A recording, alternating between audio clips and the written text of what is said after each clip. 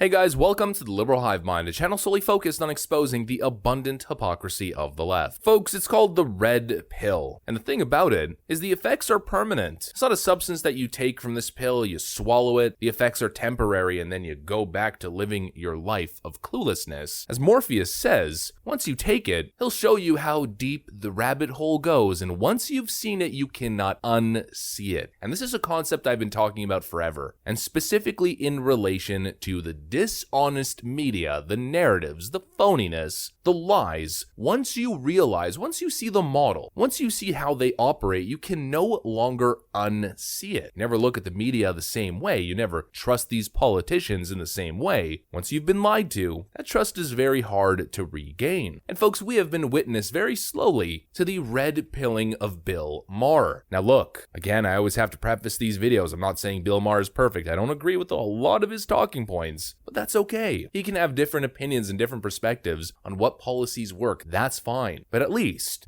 he can be honest. And at least he sees what everybody else is seeing, that these people are dishonest liars. And that the mainstream media is not the mainstream media, it's the Democrat media. And their job is not reporting on the news. Their job is pushing narratives. And if it doesn't fit the narrative, then it doesn't exist in the Democrat media. And that is not only a disservice to the American people. That, in my opinion, is evil. And that evil is exactly what I want to tackle in today's video. It's something we've been tackling. I want to start off with a little clip from Bill Maher, the continued red pilling of Bill Maher. And then, of course, let's continue to debunk the lying leftist narrative with some real life examples like we always do. Of course, we've got a bunch to get into, but before we get into any of it, please make sure to leave a like, a comment, subscribe, share the video as much as possible. With that out of the way, let's roll the tape. All right, friends, so take a look at this. Bill Maher hammers New York Times for burying Brett Kavanaugh assassination attempt. Take a look at the segment. Point is, I think your point, and the point I would agree with is, the New York Times buried this. Yeah, it was like a tiny thing below the fold. If this had been a liberal Supreme Court justice that someone came to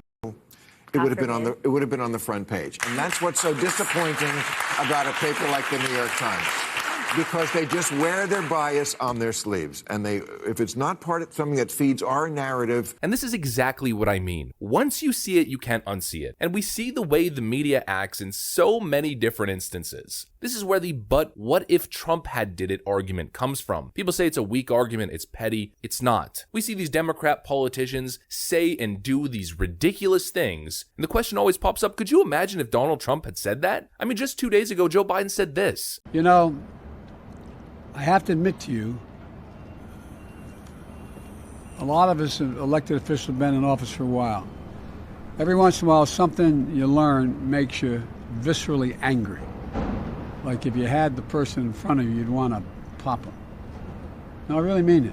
You'd want to pop him. Could you imagine if Donald Trump had said that? And that's one of the lighter things. But the media never covers any of it. The media never covers his gaffes, his totally out-of-line ludicrous statements. The media never covers any of it. People who watch the mainstream media don't even know that it exists. That's how so many people went to the polls in 2020, voting for Joe Biden, and didn't even know about his severe cognitive decline. People didn't even know because the press is just that dishonest. They do it with everything. They don't cover any of the Hunter Biden scandals, but if Donald Trump Jr. even sneezes, it's front page news. If there's a terrible situation that happens, if horror unfolds, and the perpetrator is white, it's front page news. We hear about it endlessly for weeks. A little role reversal, if it's the opposite, it gets buried instantly. The question remains, could you imagine if this story, if the individual targeted was a left-wing SCOTUS judge? It would be the biggest story of the week. Instead, look at the New York Times. It's all the way at the bottom there. Nobody even knows that it exists. And the title is Arrest Near House of Justice. Oh, it's just an arrest near the house. How is it not attempted homicide? Because that's what he's being charged with. And he admitted that he was there for that exact purpose. And how's there not a lengthy article about all of the rhetoric and the connection with the Biden administration and the things that they've been saying and stuff like this? And they're taking away fundamental rights.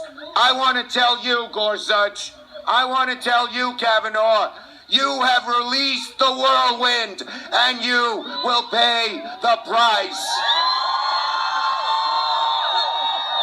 You won't know what hit you if you go forward with these awful decisions. How is it not front page, bold letter news? Well, it's not because it destroys their narrative that the extremism and the craziness only exists on the right side. Instead, the headline story that they're running with is Inside, an attack on democracy. Makes you want to puke. I mean, it's just disgusting how the media, the mainstream media, the leftist Democrat media, and of course the press and all of these outlets are complicit. They're complicit in the distraction. How are we talking about this sham January 6th hearing that has added no new information, that is doing nothing, and I mean nothing, it's a total nothing burger. Meanwhile, pro-abortion groups are now hinting at targeting Supreme Court Justice Amy Coney Barrett's children, church, and home. The media is complicit. Tim Pool just the other day gets evacuated during a live podcast because of a credible threat of violence. Supreme Court Justice Brett Kavanaugh's home, surrounded by an angry leftist mob, with an arrest of an individual who was there armed and explicitly stated his intentions to go after Justice Kavanaugh, and in the same week, another arson attack on a pro-life pregnancy center, and then a couple days later, another leftist group is planning on harassing Supreme Court Justice Amy Coney Barrett, and not just her, but her family, her children, her church, and her home. And we're talking about this January 6th sham, and the media is actively suppressing these stories, ignoring them, while they continue to push this threat to democracy and this heightened threat of the right-wing MAGA crowd. Be real scared. Here's a picture that I've showed before, which is honestly the only picture that you need to debunk their bogus narrative. I mean, that's the only comparison that you need. The left, totally okay. Peaceful, mostly peaceful, definitely not fiery. Oh, maybe a little bit fiery. Protests. And the right picture, the greatest crime of the century, orchestrated by the president and his co-conspirators, an insurrection, the greatest threat to democracy ever. Give me a break. Talking about the comparison of political extremism, poll. Nearly half of men under 50 in the Democrat Party support political violence, including assassination. How is that not a story? How is that not a heightened extremist radical political threat? How is that not something that media outlets are reporting on? Especially in connection with the calls to violence, not only from politicians, but from Democrat talking heads and thought leaders and pundits and commentators are on the record. I've showed you guys the evidence. We have the receipt. We've covered all of it. People who have sent out tweets calling for direct violence, and in some cases, for direct acts of violence be committed against conservative Supreme Court justices. How are we not talking about that extreme rhetoric, and the fact that nearly half of men under 50 in the Democrat Party support political violence, and even support those calls to go after Supreme Court justices if they don't get the SCOTUS ruling that they want, and the fact that one of those individuals was arrested and caught and even admitted to being there to do exactly that. I mean, it's just sickening, folks. It's really just sickening. Instead, the media is talking about this Patriot Front members arrested in Idaho. I keep seeing lefties all over Twitter posting this video.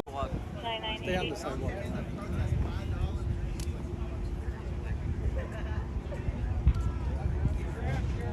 Yes, this right over here is the clear threat to democracy. This very conveniently timed arrest of these individuals who are definitely not feds at all, that even after they've been arrested, we don't know any of their identities. They aren't even being unmasked. These individuals that nobody supports, nobody cares about, and haven't even been involved in any crime that I'm aware of. This right here is the real threat to democracy. These weirdos wearing khaki or cargo pants, whatever you call them, all wearing the same hat and sunglasses and a mask, who conveniently get arrested all in a U-Haul, headed to counter-protest some event. I mean, I don't even know. There's no reports of them being armed or anything of significance happening, but somehow police get word and intercept them immediately, and it's a big headline and a big story as they all get pulled out of a U-Haul. Meanwhile, leftist Antifa fascists are flying around and being bussed around the country to assault and attack people and counter-protest every right-wing event, and they've never been intercepted or detained, or it's never even been a top media story. Even though they get arrested for arson and assault, they get arrested with IEDs and weapons. They're on video committing these crimes over and over again, but nobody bothers arresting them and unmasking them. No, of course not. Andy Ngo has to do all the job for them. It's all just sickening, folks. And the thing is, once you see it, you cannot unsee it. Once you see the bias, once you see the false flags, the media collusion, and how the media and the mainstream press is complicit, you can't unsee it. Once you see the way they carefully craft craft these narratives, omit certain information, and focus only on painting one specific picture, creating their precious narrative, you then take the red pill, you go down the rabbit hole, you see just how deep it goes, and there's no going back. Welcome to the club, Mr. Bill Maher, but you still have a long way to go. That's what I got for you guys, though. If you enjoyed this video, please make sure to leave a like, a comment, subscribe, share it as much as possible. I'm going to get back to work. I want to thank you guys for watching, and I'll see you on the next one.